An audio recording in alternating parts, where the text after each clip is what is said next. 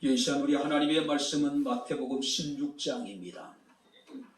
21절 말씀부터 28절 말씀까지 제가 봉독을 해드리도록 하겠습니다. 마태복음 16장 21절부터 28절 말씀까지 제가 봉독을 해드리도록 하겠습니다.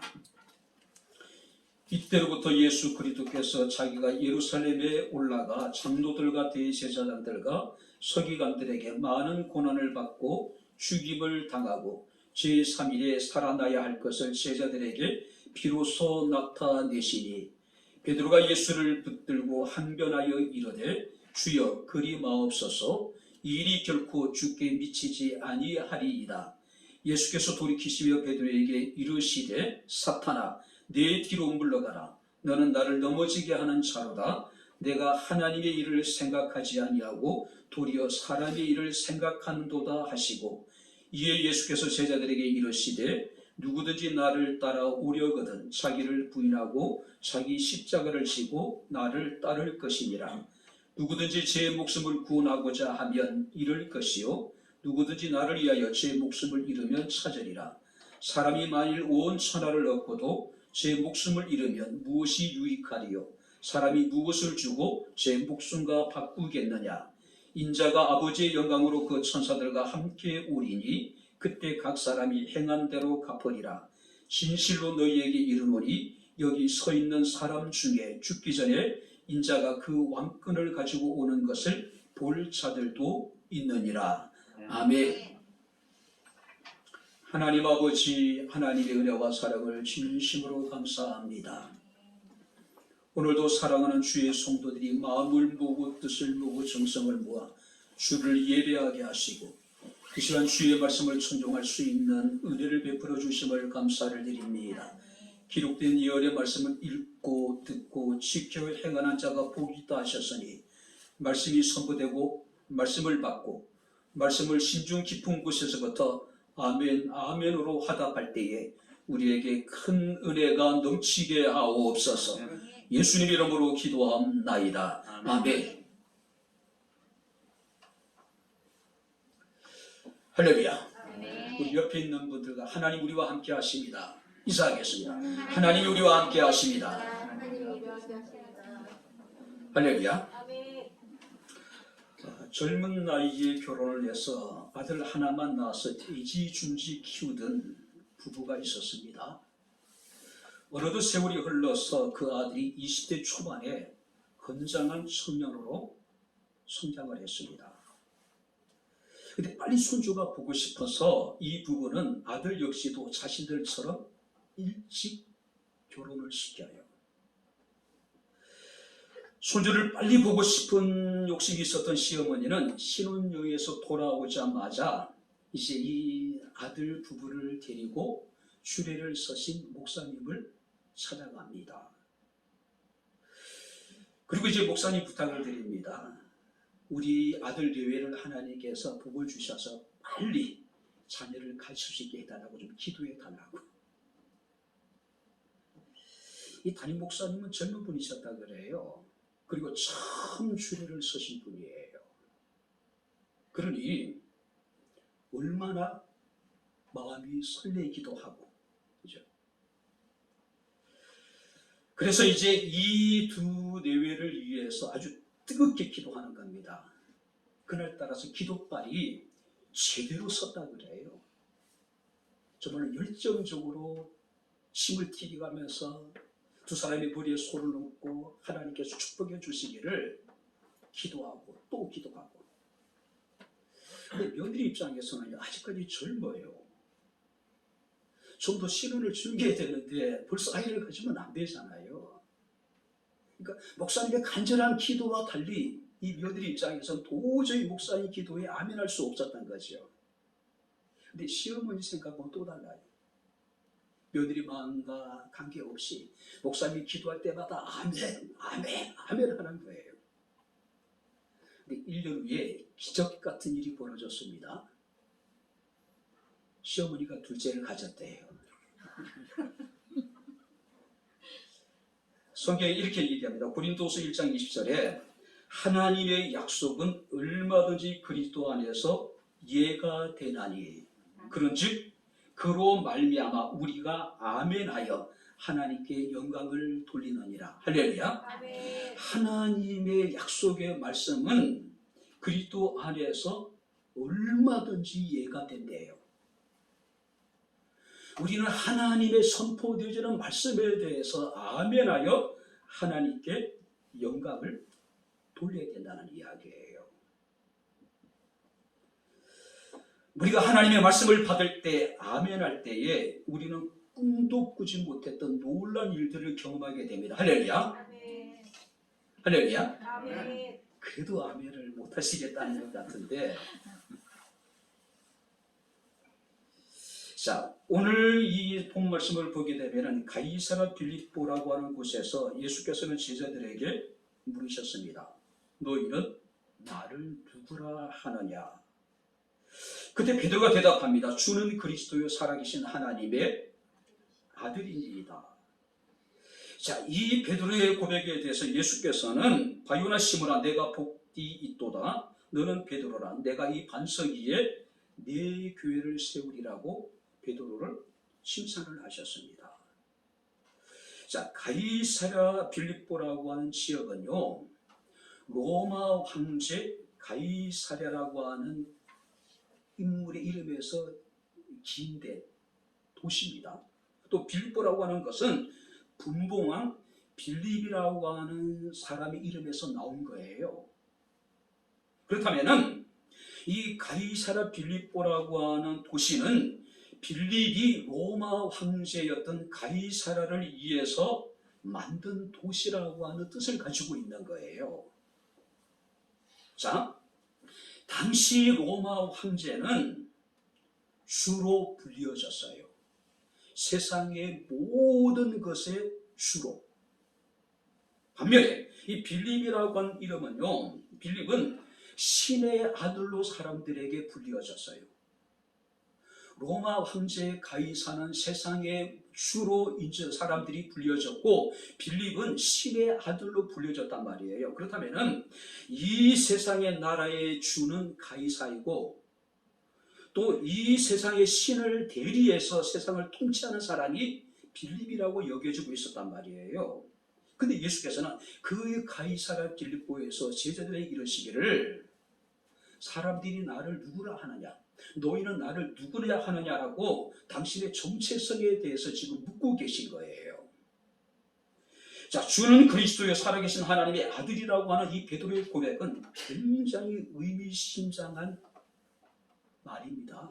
왜냐하면 세상의 주인은 가이사가 아니고 하나님이십니다. 그 대리 통치자는 빌립이 아니라 바로 예수 그리스도입니다라고 하는 그런 고백이에요. 그러니까 대단한 고백입니다. 그리고 난 다음에 예수께서는 제자들에게 이제 당신의 고난과 죽으심과 부활에 대해서 이제 예고를 하십니다. 그때 성경 말씀을 보니까 베드로가 예수를 붙잡고 항변했다. 자, 여기서 항변이라는 것은 상대방의 의견을 강하게 거부하는 모습이에요. 자, 문맥에 따라서는 책망하다, 경고하다, 또 벌하다. 무슨 얘기입니까? 예수께서는 때로는 귀신을 내쫓을 때도 이 항변한다라는 단어를 사용하셨습니다. 그렇다면 제자였던 베드로가 자신의 스승이었던 예수님을 책망하고 예수님께 경고하고 예수님을 나무랬다는 이야기예요.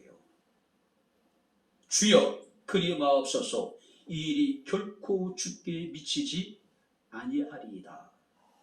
본문을 시격하게 되면은 주여 하나님이 이것을 금하신 것입니다. 무슨 얘기입니까? 이건 하나님의 뜻이 아니란 이야기예요. 그러니까 자신이 편리한 대로 하나님의 뜻을 지금 운운하고 있는 거예요. 이것은 결코 당신에게 일어나지 말아야 될 일입니다라고 이야기를 하고 있는 겁니다. 생각을 고치란 이야기, 마음을 달리 먹으란 이야기예요. 그때 베드로에 대해서 주님께서는 사탄아 내 뒤로 물러가라고 말씀합니다. 그리고 너는 나를 걸려 넘어지게 하는 자라고 이야기를 하고 있어요. 나에게 함정을 놓았다, 나를 걸려 넘어지게 한다, 나를 죄를 짓게 나를 유혹하는 자라고 지금 이야기하고 있는 거예요. 금방 칭찬을 받았던 베드로가 이제는 예수님을 유혹해서 하나님의 계획하신 뜻을 어기게 만들고 넘어지게 만드는 그런 존재가 되었다는 이야기예요. 자, 그래서 주님께서 말씀하십니다. 내가 하나님의 일을 생각하지 아니하고 도리어 사람의 일을 생각한다. 하나님의 일은 가볍게 여기고 하나님의 일은 무시하고 하나님의 일은 마음에 두지 않고 오직 너는 사람의 일만을 생각한다라고 지금 책망하고 있는 거예요. 자, 오늘 설교 제목이 하나님의 일을 생각하자. 작년 3월 달에도 똑같은 본문을 가지고 똑같은 제목으로 여러분들에게 말씀을 전한 바가 있습니다. 오늘 같은 본문을 가지고 같은 제목을 가지고 우리가 한번 그 방향성을 한번 살짝 바꿔서 한번 말씀을 통해서 우리가 살피면서 함께 은혜를 나누도록 하겠습니다. 자, 24절 말씀을 보게 되면은 이에 예수께서 제자들에게 이르시되 누구든지 나를 따라오려거든 자기를 부인하고 자기 십자가를 지고 나를 쫓을 것이니라. 자, 하나님의 일을 생각하기 위해서는요, 성경 말씀을 보니까 세 가지로 우리에게 전제를 하고 있습니다. 나를 따라오려거든 자기를 부인하고 자기 십자가를 지고 그리고 나를 따르라는 이야기예요. 우리가 구체적으로 우리가 말씀을 살피면서 함께 은혜를 나누도록 하겠습니다. 자, 우리가 하나님의 일을 생각한다는 것은 어떤 의미일까? 자, 24절을 우리 다시 한번 같이 읽겠습니다. 이에 예수께서 제자들에게 이르시되 누구든지 나를 따라오려거든 자기를 부인하고 자기 십자가를 지고 나를 따를 것이니라. 첫 번째가 뭡니까? 자기를 부인하고 자기를 부인하고. 자, 이게 부인한다는 얘기는 내가 무엇과 상관이 없다는 뜻을 가지고 있는 거예요. 자, 여기서 자기 부인이라고 하는 것은 우리의 신앙생활의 출발입니다. 자기를 부인한다고 하는 것은 우리 신앙생활의 첫 관문이라고 해도 과언이 아니라는 거예요. 우리가 예수 그리스도를 알지 못하고 신앙생활을 하지 않다가 예수를 믿고 우리가 이제 신앙생활을 본격적으로 시작하게 되면은 우리가 첫 번째 우리가 출발점이 뭐냐면은 자기 부인에서부터 신앙생활은 시작이 되어지는 거예요. 자, 그렇다면은 우리가 부인해야 될 자기란 어떤 것일까요? 오늘 우리가 첫 번째 생각해 볼 수 있는 것은 자신의 본능. 그죠? 자, 갈라디아서 5장 24절 말씀을 보게 되면은 그리스도 예수의 사람들은 육체와 함께 그 정욕과 탐심을 십자가에 못 박았다. 자, 우리가 에레미야서 17장 9절 말씀을 보게 되면은 만물보다 더 거짓되고 부패한 것이 우리의 마음이래요. 자, 여기서 우리가 자기를 부인한다는 이야기는 인간의 금지된 것을 향한 욕구를 거절한다. 그러니까 우리가 살면서 마땅히 우리가 거절해야 될 인간의 욕구라는 게 존재하잖아요. 사람들이 자기가 하고 싶은 대로 마음대로 다 할 수 있는 것이 아니잖아요. 그죠? 마땅히 우리가 경계해야 될 것, 우리가 거절해야 될 것이 존재한단 말이에요. 이것을 거절해야 된다는 거죠. 뿐만 아니라 부패한 본성이 이끄는 삶을 거부하는 것. 그러니까 우리 마음 자체가 고집되고 부패하대요. 세상의 무엇보다도. 근데 부패한 마음들이 우리로 하여금 충동질을 하는 것들이 있단 말이에요. 우리를 유혹하는 것들이 있단 말이에요. 이것들을 우리가 부인하라는 이야기예요. 두 번째는 어떤 의미냐면은 자신의 자아를 죽이는 일. 자아. 근데 우리가 자신의 자아를 죽이는 것은 결코 쉬운 일이 아닙니다. 왜냐하면 인간은 본성적으로 자기 중심적인 존재이기 때문에 그래요. 그래서 어떤 사람들에게 있어서 자아실현은 뭡니까? 자신의 존재 목적이 되어버리는 거예요. 어렸을 때부터 부모들이 아이들에게 이야기하는 게 뭡니까? 네가 좋아하는 것 해. 사람들은 자신도 모르는 사이에 자신의 자아실현이 자신의 존재 목적이 되어버리는 거예요. 그것을 위해서 사람들은 어떻습니까? 다른 사람에게 해를 끼치기도 하고 수단과 방법을 가리지 않는 거예요. 자신이 좋아하는 그 일을 이루기 위해서, 자신이 원하는 그것을 얻기 위해서. 혹자는 그런 이야기합니다. 인간에게 있어서 자아는 결코 무너지지 않는 우상과 같은 존재다. 포기할 수 없는 우상과 같은 존재라는 이야기예요. 자, 그런데 여기서 말씀을 보게 되면은 자신의 자아를 죽이는 것이 자기를 부인하는 것이라는 거죠. 그래서 사도 바울은 고린도전서 15장 31절에 나는 날마다 죽노라. 이 죽는다는 이야기는 뭡니까?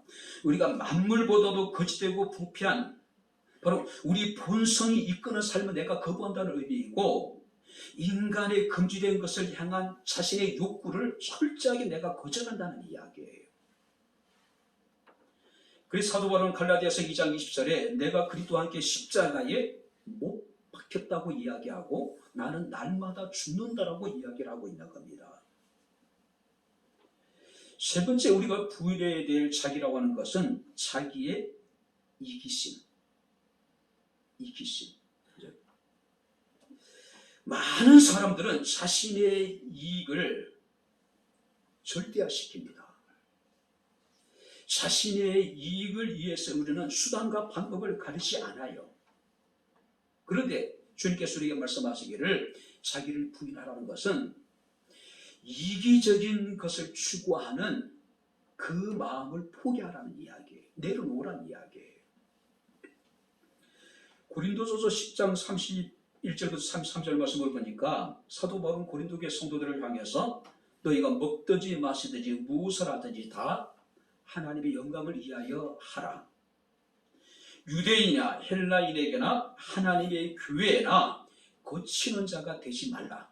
세 번째가 뭐냐면은 모든 일에 모든 사람을 기쁘게 하여 자신의 유익을 구하지 아니하고 많은 사람에게 유익을 구하여 그들로 구원을 얻게 하라. 개인의 유익을 구하지 말고 많은 사람의 유익을 구하는 삶을 살아가라는 이야기예요. 근데 오늘 우리들의 모습은 어떻습니까? 우리는 본능에 충실한 삶을 살아가고 있는 겁니다. 삶의 목적이 자아의 실현이 되어버린 거예요. 세상에 무엇보다도 자아가 최고의 우상이 되어져 버린 거예요. 철저하게 자기 중심적이고 자기 만족을 추구하는 극단적인 이기적인 삶을 살아가고 있는 것이 오늘 우리들의 모습입니다. 그런데요, 이렇게 치열하게 살아가지 않으면은 무한 경쟁 사회에서 어쩌면 살아남을 수 없는지도 몰라요. 그래서 우리는 이런 삶이 당연하다고 여기고 있는지 몰라요. 그런데 불구하고 사도 바울 로마서 12장 2절에 너희는 이 세대를 본받지 말고 오직 마음을 새롭게 함으로 변화를 받아 하나님이 선하시고 기뻐하시고 온전한 뜻이 무엇인지를 분별하도록 하라고 이야기하고 있습니다. 2022년 우리는 하나님의 일을 생각하는 사람들입니다. 할렐루야. 그러기 위해서는 먼저 자기를 부인하는 삶을 살아가는 겁니다. 본능에 충실한 것이 아니라, 여기서 있는 말씀을 보게 되면 인간의 금지된 것을 향한 욕구를 거절하고 부패한 본성이 이끄는 삶을 철저하게 거절하는 것, 뿐만 아니라 자신의 자아를 죽이고 또 이기적인 욕심을 포기하는 것, 내려놓는 것, 이것이 바로 자기를 부인하는 성도의 삶이라는 거죠. 두 번째 말씀을 보시기 바랍니다. 24절 말씀을 보니까 이제 예수께서 제자들에게 이르시되 누구든지 나를 따라오려거든 자기를 부인하고 자기 십자가를 지고, 두 번째 뭡니까? 자기 십자가를 지고. 자, 여기서 자기 십자가를 진다는 이야기는 어떤 의미냐면 죽음까지도 각오하는 헌신된 마음. 여러분들이 십자가 생각하면 제일 먼저 떠오르는 게 뭡니까? 그리스도의 고난과 죽으심이잖아요. 자, 여기서 십자가를 지란 이야기는 죽음을 각오하는 헌신된 삶을 살아가라는 이야기예요. 쉽게 얘기하면 죽도록 충성하라는 이야기예요. 하나님의 일을 생각하는 사람은 자기를 부인할 뿐만 아니라 자기 자신에게 주어진 십자가를 지고 주님을 따르는 삶. 십자가는 죽음입니다. 죽기까지 충성하라는 이야기예요. 그래서 로마서 6장 3절 말씀을 보게 되면은 무릇 그리스도 예수와 합하여 세례를 받은 우리는 그의 죽으심과 합하여 세례를 받은 줄을 알지 못하느냐라고 이야기합니다. 그러므로 우리가 그의 죽으심과 합하여 세례를 받았으므로 한번 따라해 보시기 바랍니다. 그와 함께 장사되었나니 우리는 이미 세례를 받을 때 예수 그리스도와 함께 죽었다라고 이야기를 하고 있는 거예요. 뿐만 아니라 갈라디아서 5장 24절 말씀을 보게 되면은 그리스도 예수의 사람들은 육체와 함께 그 성욕과 탐심을 십자가에 못 박았다. 바울이 끊임없이 이야기하는 게 뭐냐면 우리는 예수 그리스도와 함께 십자가에 못 박아 죽었다는 이야기예요. 사랑하는 성도 여러분들, 신앙생활이라는 게 단 한마디로 우리가 정의하면 뭡니까? 주님을 따라가는 겁니다. 자, 주님을 따르는 삶이라고 하는 것은 결국 뭡니까? 십자가를 지고 주님을 따른다는 것이고 아예 내가 그와 함께 죽는다는 것이죠. 특별히 여러분들이 자기 십자가를 지고 나를 따르라고 이야기하면 자기 십자가를 치라고 얘기합니다. 명령형을 사용하고 있어요. 더 이상 지체하지 말고 지금 당장 능동적으로 자신에게 주어진 사명을 감당하라는 이야기예요. 마태복음 25장에 보니까 달란트의 비유가 등장을 하죠. 주인이 먼 길을 떠나면서 종들을 불러서 한 사람에게는 5달란트, 한 사람에게는 2달란트, 한 사람에게는 1달란트를 맡기죠. 오늘날 우리가 가치로 환산을 하면은 1달란트는 6억에 가까운 어마어마한 큰 돈입니다.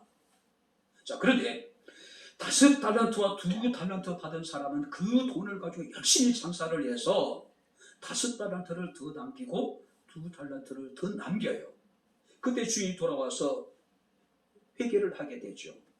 바로 잘하였다 착하고 충성된 종아, 내가 작은 일에 충성하였으며 내가 많은 것을 내게 맡기리니 내 주인의 즐거움에 참여할지어다. 이 영을 무릅쓰고 정말 열심히 장사를 해서 달란트를 남긴 종들에게 대해서 착하고 충성된 종이라고 인정을 합니다. 그리고 내가 충성했기 때문에 주인의 즐거움에 참여할 수 있는 영광도 얻게 되는 거예요. 반면에 1달란트 받은 사람은 그것을 땅에 묻어둬요. 왜요? 내가 혹시 사업을 했다 망해버리면은 주인에게 피해를 끼치게 될 것이고 주인의 책망을 두려워한 겁니다. 자, 그런데 주인이 돌아와서 셈할 때에 그 1달란트 받은 종에게 악하고 게으른 종이라고 이야기를 합니다. 이 무익한 종을 바깥 어두운 데로 내쫓아라. 거기서 슬피 울며 이를 갈게 될 것이라고 이야기를 합니다. 자, 메시지 성경에 보게 되면 이 본문 이렇게 번역해 놨습니다. 참 비참하게 사는 사람이다. 위험한 상황을 피해서 안전에만 급급한 이 사람을 내쫓으라고 이야기를 하고 있어요. 살다 보면은 우리가 쉬운 일만 할 수 있는 것이 아니잖아요.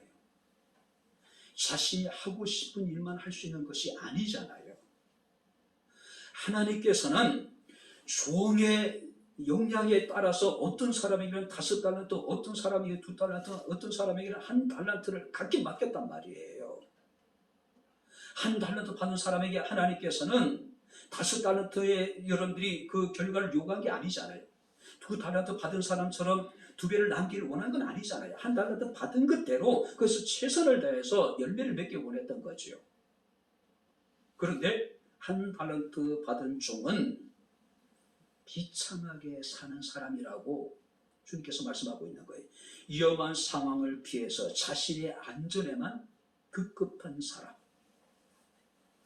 어렵고 힘든 일은 피하고 편안하고 안전한 길만을 쫓는 우리들에게 많은 것을 생각하게 하는 말씀이 아닌가 생각이 됩니다. 오늘 우리는 신앙생활을 하면서도요, 내가 주님을 위해서, 내가 교회를 위해서 무엇을 할 것인가 우리가 고민하기보다는 주님으로 인해서 내가 누릴 수 있는 은혜가 무엇인지, 받을 복이 무엇인지, 주님으로 내가 평안해지고 내가 건강해지고 가정이 잘되고 사업이 잘되기를 원하는 것이 우리 모두의 생각인지 몰라요. 교회를 다니면서도 어떻게 하면 내가 부담 없이 편안하게 다닐 수 있을까? 내가 어떤 교회에 나가야지 더 많은 양질의 서비스를 받을 수 있을까? 한마디로 십자가가 없는, 고난이 없는 그런 신앙생활을 꿈꾸고 있는 사람들이 얼마나 많은지 몰라요. 예전에 큰 대형 교회에서 건축을 했습니다. 자, 그런데 이제 건축 헌금을 이렇게 이제 그 작정을 했는데, 뭐 가정당 이렇게 이제 주차장 그 하나씩, 또는 개인적으로 뭐 의자 하나씩 이런 식으로 해가지고, 근데 이제 충분히 그 정도의 교제가 되면 할 수 있는데 상황이 여지 않는 거예요. 그래서 이제 얼마만큼 자기 교인들이 등록된 교인인지, 아니면은 그냥 이제 교회를 왔다 갔다 하는, 등록하지 않고 다니는 교인인지 한번 체크를 했다 그래요. 그래 구역장들에게 구역원들이 명찰을 다 만든 거예요. 그리고 당일날 구역장들이 모든 구역원들의 명찰을 다 달아준 거예요. 근데 확인해 보니까 전체 예배 참석 인원의 절반 정도가 명찰을 붙이고 있고, 절반 정도가 명찰을 붙이지 않는 사람들이라는 거예요. 무슨 얘기일까요? 몇만 명이 모이는데 등록된 교인이 절반에 지나지 않는다는 거죠. 나머지 절반은 등록하지 않고 그냥 예배를 참석을 한다는 거예요. 현대인들의 특징 가운데 하나가 뭐냐면은 익명성에 드러나지 않는 거예요. 군중 속에 묻혀서 그냥 편안하게 예배드리다가 돌아가고 싶은 거예요. 등록을 하면은 구역에 가입을 해야 되고, 구역장이 관리를 받아야 되고, 예배를出席했느냐 안 했느냐, 헌금을 드렸느냐 안 드렸느냐, 모든 게 불편하잖아요. 부담스럽잖아요. 본회포는 이런 것들에 대해서 싸구려 은혜라고 이야기를 하고 있어요. 그냥 편리하게 회개 없는, 십자가가 없는 그냥 편안한 편리한 신앙생활을 꿈꾸는 사람들에 대해서 그것을 싸구려 은혜라고 이야기를 하고 있는 거예요. 누가복음 9장 24절 말씀을 보게 되면은 날마다 제 십자가를 지고 나를 따르라. 제 십자가래요. 자신이 마땅히 져야 될 십자가라고 이야기하고 있는 겁니다. 토마스 아켄피스라고 하는 사람의 그리스도를 본받아, 이 책은 우리가 뭐 철로 역정과 더불어서 기독교의 최고의 베스트셀러 가운데 하나예요. 근데 이제 그 책에 보면 이런 내용이 있습니다. 그리스도인은 십자가에서 도망칠 수 없다. 십자가를 피한다면 그 사람이 이미 그리스도를 따르는 자가 아니다. 그리스도인은 밖으로 도망쳐도 거기에 십자가가 있고, 안으로 숨어도 거기에 십자가가 있음을 알게 될 것이다. 위로 올라가도 십자가가 기다리고 있고, 밑으로 파고 들어가도 십자가가 있을 것이다. 자, 그리스도인은 십자가를 떠나서는 존재할 수 없는 사람들이란 이야기예요. 내가 애써서 외면한다고, 내가 지고 싶지 않다고 우리가 십자가를 우리가 칠 수 없는 것은 아니란 이야기예요. 주님께서 우리에게 말씀하십니다. 자기 십자가를 지고 나를 따를 것이니라. 2022년 하나님 우리를 사랑하시고 하나님 우리를 충성되이 여기셔서 귀한 직분을 주시고 사명을 주시고 우리에게 달란트를 주셨습니다. 자기 십자가를 지고 주어진 주의 사명들을 잘 감당해 나갈 수 있는 저와 여러분들의 삶이 될 수 있기를 주의 이름으로 축원합니다. 아멘. 마지막으로 세 번째 말씀을 보시기 바랍니다. 24절 말씀을 보니까 이에 예수께서 제자들에게 이르시되 누구든지 나를 따라오려거든 자기를 부인하고 자기 십자가를 지고 나를 따를 것이니라. 자, 하나님의 일을 생각하는 사람은 분명한 목표가 있습니다. 자, 사람에게 있어서 목표라고 하는 것은 삶에 대한 가치의 표현이에요. 우리는 그가 무엇을 추구하고 그것을 뭐가 목표로 하고 있냐에 따라서 그 사람의 가치가, 그 사람이 추구하는 가치가 무엇인지를 알 수 있는 거죠. 특별히 여러분 여기서 따를 것이라고 하는 것은요, 현재형입니다. 현재형이에요. 그러니까 계속해서 예수 그리스도를 따라라. 아무리 어렵고 힘든 일이 있더라도 포기하지 말라는 이야기예요. 우리는 뒤로 물러가 침륜에 빠져 멸망하는 어리석은 자들의 전철을 밟지 않고 오직 우리 앞서 행하신 그 주님을 끝까지 따라가야 될 사람들이란 이야기예요. 누가복음 19장에 보게 되면은 예수께서 이 말씀을 하시고 예루살렘을 향하여 한번 따라해 보시기 바랍니다. 앞서서 가시더라. 그리고 제자들이 예수의 뒤를 따라요. 자, 주님께서 향하여 가신 곳이 어디입니까? 주께서 말씀하신 많은 고난과 죽임을 당하시고 부활하시게 될 그 예루살렘이에요.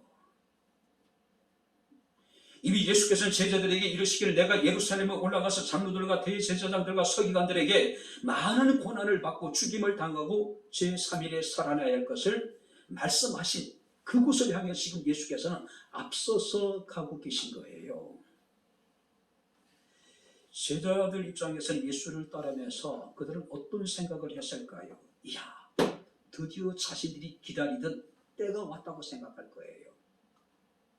드디어 자신이 따르는 예수가 로마의 군대를 물리치고 이스라엘을 회복하게 될 것이라고 그들은 기대를 하고 예수를 따랐어요. 마태복음 20장 22절 말씀 보니까 그 와중에 이런 일이 벌어지게 됩니다. 두 제자를 둔 한 여인이 예수께 와서 자신의 아들들을 위해서 청탁을 합니다. 그 내용이 뭐냐면은 주의 나라가 임하게 될 때에 내 아들 가운데 하나는 주의 좌편에 하나는 주의 우편에 앉게 해달라고 부탁을 해요. 청탁을 하는 거예요. 그때 주님께서는 그들에게 물으셨습니다. 나의 마시려는 잔을 너희가 마실 수 있느냐? 그랬더니 그들이 대답합니다. 그들이 말하되 할 수 있나이다. 자, 여기 보시기 바랍니다.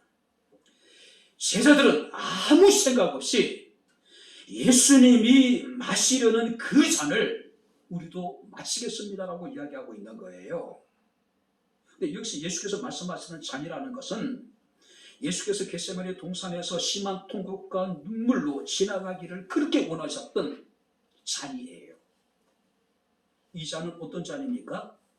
인류를 구속하시기 위한 그리스도의 십자가의 죽음을 의미하는 거예요.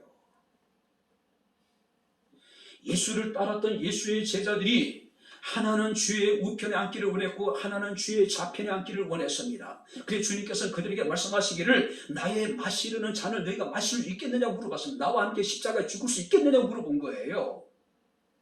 그런데 그들은 생각 없이 우리가 할 수 있습니다라고 이야기를 하는 거예요. 마가복음 14장 말씀을 보게 되면 예수께서 고난을 목전에 두고 제자를 향해서 너희가 다 나를 버리게 될 것이라고 이야기를 해요. 그때 또 베드로가 나왔습니다. 다 주를 버릴지라도 나는 그러하지 않겠나이다. 혼장담을 해요. 뿐만 아니라 내가 주와 함께 죽을지언정 주를 부인하지 않겠나이다 하고 모든 제자도 그와 같이 말하니라. 베드로뿐만 아니라 모든 제자들이 다 주를 버릴지라도 나만큼은 주님을 버리지 않겠습니다. 내가 설사 죽을지언정 내가 주님을 부인하지 않겠습니다라고 이야기를 해요. 그 결과는 뭡니까? 마가복음 14장 50절에 제자들이 다 예수를 버리고 도망가니라. 그들은 예수를 따랐어요. 그들은 예수와 동상이몽을 하고 있는 겁니다. 다른 생각을 하고 있었던 거예요. 자신들의 기대가 어긋나게 되었을 때 그들은 가차없이 예수를 버리고 도망가 버린 거예요. 우리가 하나님의 일을 생각하는 사람들은 어떤 사람들입니까? 자기를 부인하고 자기 십자가를 지고 주님을 따르는 사람들이에요. 아무리 어렵고 힘든 일이 있더라도, 고난이 있더라도, 핍박이 있더라도, 환난이 있더라도 우리가 포기할 수 없는 거예요. 끝까지 주님을 따르는 삶을 살아가야 된다는 거예요. 룻기 1장에 보게 되면은 남편과 두 아들을 먼저 보내고 남은 나오미와 두 자부의 이야기가 나옵니다. 성상가부의 이야기예요. 이제 더 이상 나오미 입장에서는 이 모압 땅에서 지금 이제 그 이주해 와가지고 생활하고 생활했는데 그곳에서 남편 잃었죠. 두 아들 다 잃었죠. 이제 시어머니도 가부고 며느리 둘도 다 가부가 돼버린 거예요. 그래서 이제 두 며느리를 불러서 나오미가 이런 이야기합니다. 내 고국으로 돌아가라. 내 고향으로 돌아가라는 이야기예요. 내 백성이 있는 곳으로 돌아가라는 이야기예요. 더 이상 내게는 희망이 없다는 이야기예요. 처음에는 이제 루시라고 하는 자부와 오르바라고 하는 자부가 나는 그렇게 그럴 수 없습니다. 어떻게 나이든 홀로 된 시어머니를 두고 내가 고향으로 돌아갈 수 있겠느냐, 친정으로 돌아갈 수 있겠느냐고 이야기를 해요. 근데 이제 나오미가 더 계속해서 이야기를 하니까 결국은 첫 번째 며느리였던 오르바는 자신의 고향으로 돌아가 버려요. 이제 둘째 며느리만이 이제 시어머니와 함께 합니다. 시어머니가 계속해서 이제 둘째 며느리에게도 내 동서도 갔으니 너도 고향으로 돌아가라고 이야기를 해요. 그때 루시 이런 이야기합니다. 내게 어머니를 떠나며 어머니를 따르지 말고 돌아가라. 강건하지 마옵소서. 어머니께서 가시는 곳에 나도 가고 어머니께서 머무시는 곳에 나도 머물겠나이다. 어머니의 백성이 나의 백성이 되고 어머니의 하나님이 나의 하나님이 될 것입니다. 어머니께서 죽으시는 그곳에서 나도 죽어서 묻힐 것입니다. 내가 만일 죽는 일 외에 어머니를 떠나면 여호와께서 내게 벌을 내리시리니 더 내리시기를 원합니다. 그때 성경 말씀을 보니까 나오미가 루시 자기와 함께 가기로 굳게 결심함을 보고 그에게 더 이상 말하기를 그쳤다. 그리고 이 두 사람이 이제 베들레헴으로 돌아와요.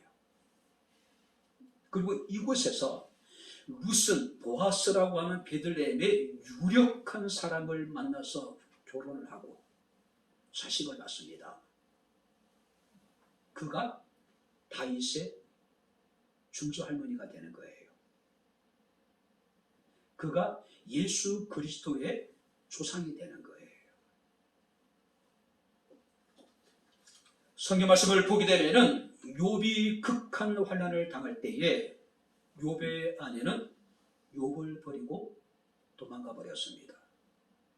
결국 욥의 아내는 좋은 날을 보지 못했어요. 그러나 룻이라고 하는 여인은 끝까지 자신의 시어머니를 따르고 며느리로서의 어떤 의무와 책임을 다 감당한 거예요. 그랬더니 하나님께서 은혜를 베풀어 주신 겁니다. 다윗의 중조 할머니가 되었고 예수 그리스도의 족보에 이방인 여인에도 불구하고 그 이름이 당당하게 기록되어져 있는 거예요. 하나님을 친근히 하라고 말씀을 하고 있습니다. 사람의 의를 지키고 사람이 마땅히 자신의 책임과 의무를 다할 때 하나님이 이와 같은 복을 주셨다면 우리가 살아계신 하나님을 친근히 하고 하나님을 가까이 한다면 하나님께서 우리에게 은혜를 베풀지 않으시겠어요? 복을 주지 않으시겠습니까? 예수께서 예루살렘을 향하여 앞장서서 가셨듯이 예수께서 온전히 십자가를 지고 골고다를 오르셨던 것처럼 자기 십자가를 지고 끝까지 주님을 따를 수 있는 저와 여러분들의 삶이 될 수 있기를 주의 이름으로 축원합니다. 이제 말씀을 마치도록 하겠습니다. 여러분들이 이솝우야에 보게 되면은 토끼와 거북이 이야기를 너무 잘 아시죠? 그 결과는 누구의 승리입니까? 거북이의 승리잖아요. 자, 왜 토끼가 이 경주에서 지고 거북이가 승리할 수 있었을까? 그 차이는 간단합니다. 보는 것이 달랐어요. 토끼는 자신의 경쟁자인 느려 빠진 누굴 본 거예요? 거북이를 본 거예요. 무시한 겁니다. 방심한 거예요. 그러나 거북이는 자신의 경쟁자였던 토끼를 본 것이 아니라 뭘 봅니까? 자신의 목적지를 본 거예요. 만약에 거북이가 토끼를 봤다면은 경주는 아무런 의미가 없어요. 포기할 수밖에 없겠죠. 그죠? 토끼를 본 것이 아니라 자신의 목표를 본 겁니다. 목적지를 본 거예요. 우리도 마찬가지입니다. 우리는 신앙의 경주자라고 이야기를 하고 있어요. 수많은 사람들이 함께 신앙의 경주자로서 우리 달려가고 있습니다. 옆에 사람 기쁘릴 필요가 없는 거예요. 다른 사람과 비교할 필요도 없는 겁니다. 오직 믿음의 표대가 되신 예수 그리스도만을 바라보는 겁니다. 할렐루야. 믿음의 주요 온전케 하신 예수님만을 우리가 바라보는 거예요. 그리고 우리는 더디더라도 한 걸음 한 걸음 묵묵히 앞으로 나아갈 뿐이에요. 그러다 보면 우리가 어느 순간에는 우리가 목표하고 있는 우리의 믿음의 표대가 되신 예수 그리스도의 장사지 분량에까지 우리가 이르게 될 수 있는 거예요. 많은 사람들이 왜 좌절하고 절망합니까? 왜 많은 사람들이 신앙생활에 뒤로 물러가서 힘에 빠져 멸망을 합니까? 자꾸 비교를 하는 거예요. 사람을 보고 세상을 보는 겁니다. 믿음을 이야기하지만은 우리가 사람을 보고 세상을 보니까 자신이 초라하게 느껴지는 거예요. 자신이 작아지는 거예요. 그리고 이것이 무슨 의미가 있느냐고 생각하게 되는 겁니다. 그러다 보니까 서서히 예배에 소홀하게 되고 정말로 소중한 가치를 우리는 잃어버리게 되는 거예요.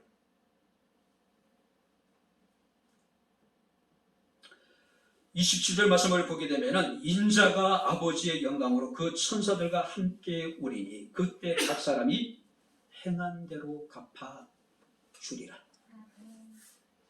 우리가 하나님의 일을 생각하고 자기를 부인하고 자기 십자가를 지고 끝까지 주님을 따르게 될 때에 주께서 이 땅에 영광으로 천사들과 함께 재림하시게 될 때에 우리가 행한 대로 그가 갚아주시겠대요. 우리가 행한 대로 갚아주시겠대요. 세상의 일이 아니라 사람의 일이 아니라 하나님의 일을 먼저 생각할 수 있는 우리가 되었으면 좋겠습니다. 너희는 먼저 그의 나라와 그 의를 구하라. 그리하면 이 모든 것, 우리의 삶에 필요한 모든 것들을 하나님은 더해 주시겠다라고 이야기를 하고 있어요. 오늘도 우리가 살아계신 하나님께 예배하면서도 우리의 생각 속에는, 우리의 마음 속에는 온통 자신의 일에, 세상의 일에 꽉 차 있는 사람도 있을 수 있을 거예요.